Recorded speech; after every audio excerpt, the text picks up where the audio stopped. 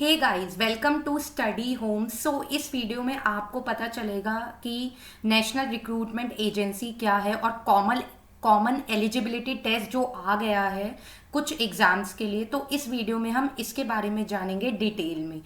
So basically आप ये देखिए कि टाइम्स ऑफ इंडिया की न्यूज़ है कि national agency to hold common eligibility test for government jobs. अब ये कॉमन एलिजिबिलिटी टेस्ट होता क्या है, कैसे ये वर्क करेगा, कब ये लाया जाएगा, इसके बारे में हम जानेंगे।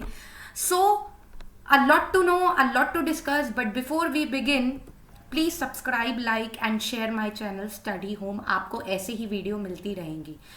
तो हाँ, देखते हैं क्या है ये। बेसिकली जब बजट हमारा आया था, जब निर्मला सीतारमन जी ने बजट लाई थी, तो उन्होंने इस पे बात की थी कि हम नॉन गैजेटेड जितनी भी गवर्नमेंट जॉब्स है उसके लिए हम एक आपकी एजेंसी नेशनल बनाएंगे, ठीक है। और उसके बाद जब प्रेस कॉन्फ्रेंस बजट पे की थी मोदी जी ने, उन्होंने भी ये अनाउंस किया था कि हम नॉन गैजेटेड जो गवर्नमेंट जॉब्स हैं उनके लिए एक नेशनल रिक्रूटमेंट एजेंसी लाने वाले हैं। जो कॉमन एलिजिबिलिटी टेस्ट की उन्होंने बात की थी वही है, और ये अब बेसिकली लागू हो गया है। अब ये है क्या, एनआरए होता क्या है? नेशनल रिक्रूटमेंट एजेंसी जो है वो एक इंडिपेंडेंट प्रोफेशनल स्पेशलिस्ट ऑर्गेनाइजेशन है जो क्या कंडक्ट करेगी, computer based online common eligibility test हम कंडक्ट करवाएंगे नॉन गैजेटेड पोस्ट के लिए। अब गैजेटेड और नॉन गैजेटेड पोस्ट क्या होते हैं इसके बारे में मैं आगे बताऊंगी।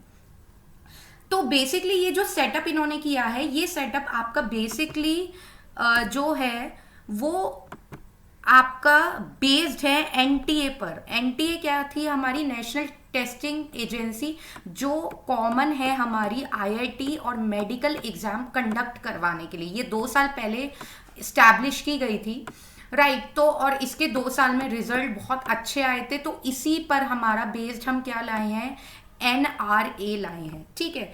अब ये एनआरए इसीलिए लाए हैं ताकि हायरिंग और रिक्रूटमेंट प्रोसेस हमारा थोड़ा क्या हो सके, स्ट्रीमलाइन हो सके, कॉम्प्लेक्स की जगह सिंप्लीफाई हो सके।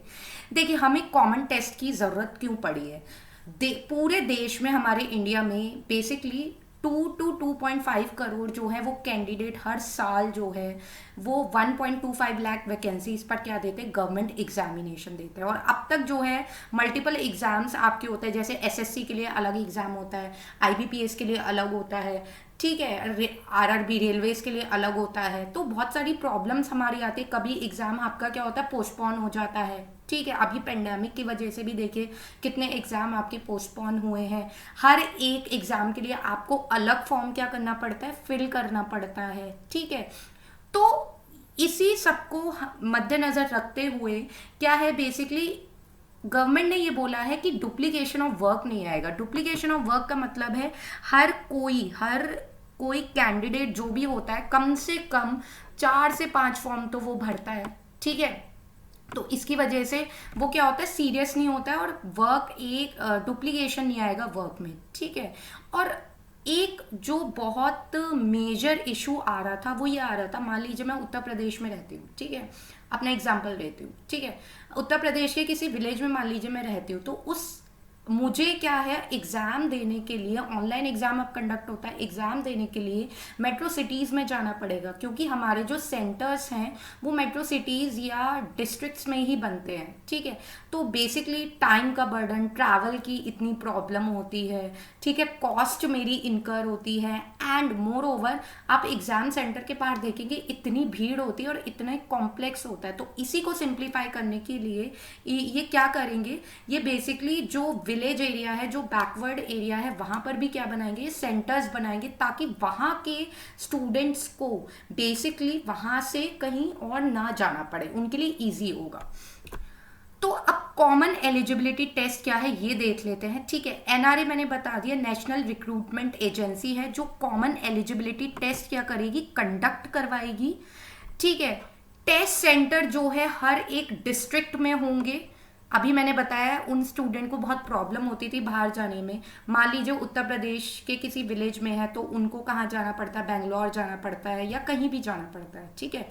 तो एस्पिरेशनल डिस्ट्रिक्ट्स इसमें इंक्लूडेड हैं जो बैकवर्ड हैं, ये बेसिकली हमारे हैं 115, ठीक है। ये जो एग्ज़ाम होगा वो ट्वाइस इन अ ईयर होगा, मतलब आप 2 बार इसको दे सकते हैं, फॉर्म आएगा आप दे सकते हैं, ठीक है। अब एग्जाम क्या है ये मैं ये बताती हूँ। कॉमन एलिजिबिलिटी टेस्ट क्या है, मतलब आपका जैसे एसएससी, आरआरबी, रेलवेज और आपके आईबीपीएस का एग्जाम अलग अलग होता था, अब ऐसा नहीं होगा। मतलब आप एक ही एग्जाम देंगे इन तीनों के लिए। जैसे कि आपका आपका क्या होता है, मान लीजिए आईबीपीएस है, उसमें एक फर्स्ट ईयर एग्जाम होता है, सेकंड ईयर होता है और आपका फाइनल इंटरव्यू होता है। तो आप क्या करेंगे इसमें, बेसिकली जो फर्स्ट ईयर एग्जाम है एसएससी, रेलवेज और आईबीपीएस के लिए, वो आपका कॉमन एग्जाम होगा। जो प्रीलिम्स होते हैं हमारे वो कॉमन एग्जाम होगा, ठीक है। बाकी उसके बाद आपको जो भी एग्जाम देना है, ठीक है, जिस भी फील्ड में जाना है उसके आप बाकी एग्जाम्स देंगे, ठीक है। तो ये ट्वाइस इन अ ईयर होगा और जो इसका स्कोर होगा वो 3 साल के लिए वैलिड होगा। जैसे हमारा गेट का स्कोर होता है, सीटेट का स्कोर होता है, तो आपको 3 साल तक कोई एग्जाम देने की जरूरत नहीं है। अब क्वेश्चन ये उठता है कि मैं 3 साल अगर मैंने एक बार दे दिया तो मैं क्या दोबारा एग्जाम 3 साल तक नहीं दे सकती? नहीं दे सकते हैं, ठीक है। आप दे सकते हैं, अगर आपका मान लीजिए आपने इस साल एग्जाम दिया तो आप अगले साल भी दे सकते हैं, वो आपकी विश है, ठीक है। और लेकिन अब एक और क्वेश्चन ये आता है कि स्कोर कैसे हम लेंगे, ठीक है। मान लीजिए आपने फर्स्ट टाइम एग्जाम दिया, आपके 95% आए, ठीक है। सेकंड एग्जाम में आपके क्या आए, सेकेंड टाइम आपने जो दिया 98% आए, तो इनमें से बेस्ट कौन सा है? 98% ना, तो वो आपका क्या माना जाएगा? करंट स्कोर माना जाएगा कैंडिडेट का।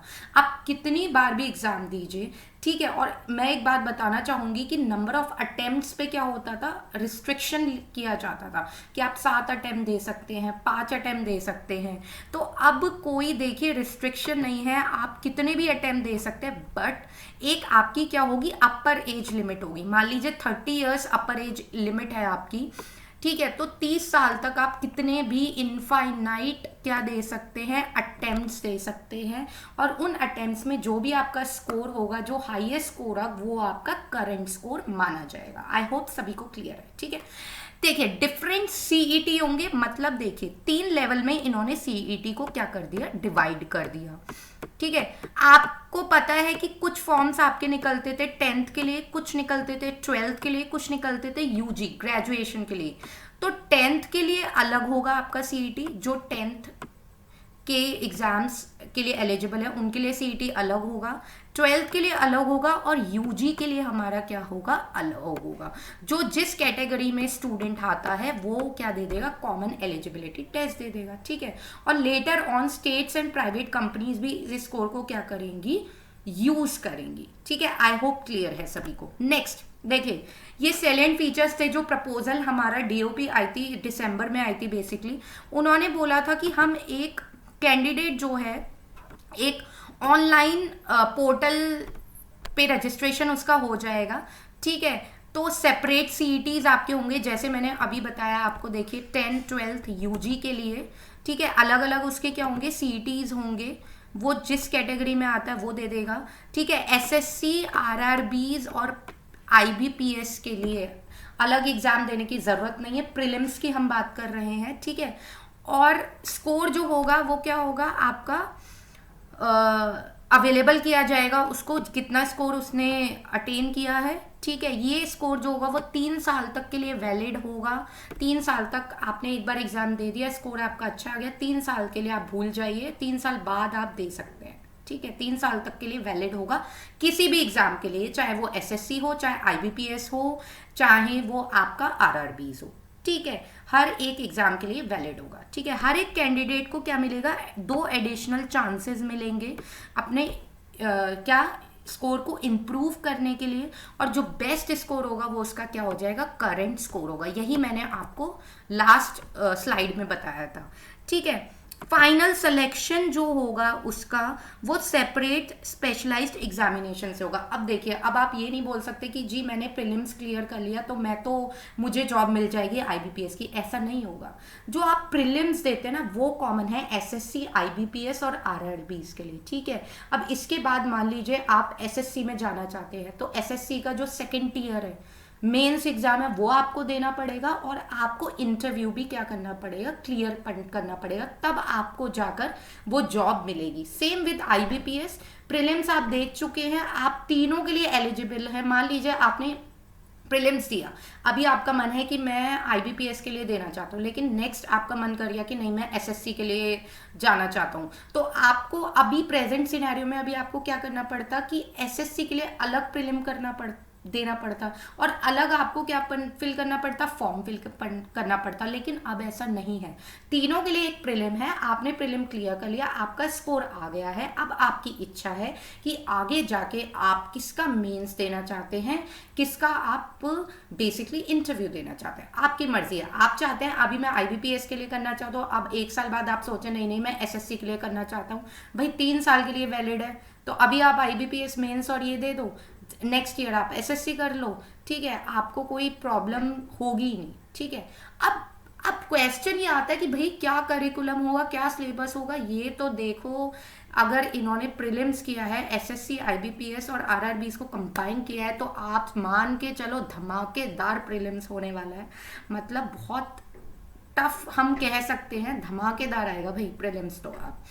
और मैं ये बताना चाहूँगी कि आपके एसएससी में कुछ सब्जेक्ट्स आते थे जो आईबीपीएस में नहीं आते थे, अब वो क्या करेंगे, वो मिक्स करेंगे। अभी इस पर चर्चा होगी, वो गाइडलाइन सारी लाएंगे, क्या सिलेबस होगा आपका, ठीक है, कितनी अपर एज लिमिट होगी, इन्होंने अभी इस पे बात नहीं की है, वो अभी गाइडलाइंस लाएंगे, ठीक है।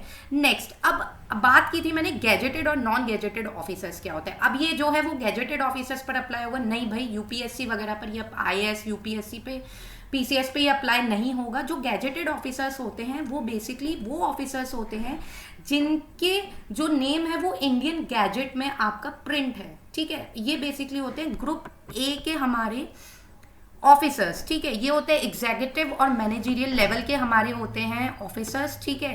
अथॉरिटी होती है, इनको ऑफिशियल स्टैंप मिलती है। नॉन गैजेटेड कौन से होते हैं हमारे, जो हमारे होते हैं group B, group C, group D, government jobs वाले होते हैं हमारे नॉन गैजेटेड ऑफिसर्स, ठीक है। एसएससी के थ्रू, आईबीपीएस के थ्रू, ये सारे नॉन गैजेटेड ऑफिसर्स होते हैं, राइट।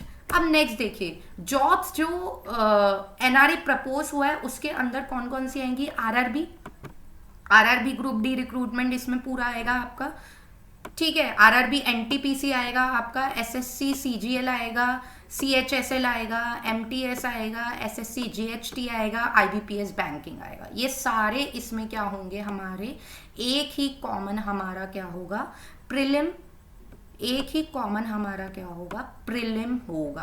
प्री एग्जाम एक ही देना पड़ेगा आपको अलग अलग फॉर्म भरने की जरूरत ही नहीं है, ठीक है। देखिए ग्रुप ए एग्जाम जो गैजेटेड वाले थे, IAS, IPS, IRS, state PCS officers NRA के अंडर नहीं आएंगे, राइट।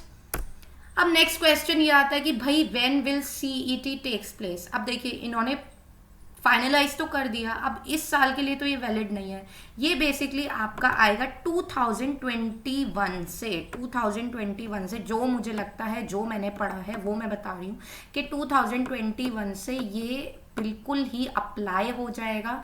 तो आपको अपनी प्रिपरेशन बहुत बहुत बहुत अच्छी करनी है। मैंने जैसा बोला कि धमाकेदार प्रीलिम्स होने वाला है, क्योंकि एसएससी, आईबीपीएस, आरआरबी के लिए एक ही प्रीलिम होगा, ठीक है। तो कॉमन अगर करेंगे तो सिलेबस भी तो भाई टफ करेंगे ना, ठीक है। तो यही होगा। आई होप मैंने बहुत सिंपल लैंग्वेज में आपको समझा दिया है, ठीक है। आई होप आपके सारे डाउट्स क्लियर हो गए होंगे। तो please subscribe, like and share my channel study home, right. और प्लीज़ मुझे कमेंट करके बताइएगा कि आप क्या सोचते हैं इसके बारे में, कि इज़ इट राइट और wrong in your perspectives. Okay, so for the time being, this is the end of the video. Thanks for watching and God bless you all and all the best, all the very best for your preparation. Thank you.